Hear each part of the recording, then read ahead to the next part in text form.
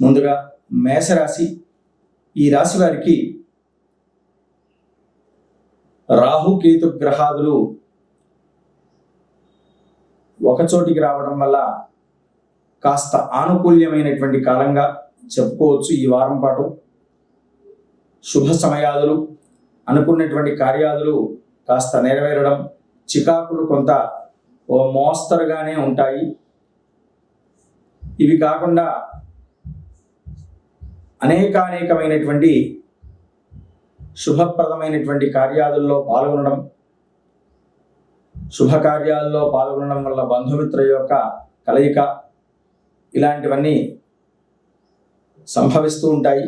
విద్యార్థులకు మంచి శ్రేయోదాయకమైనటువంటి సమయం, వ్యాపారస్తులకు కూడా మంచి ఆనుకూల్యమైనటువంటి కాలంగా చెప్పుకోవచ్చు. వీరు ప్రతినిత్యము కూడా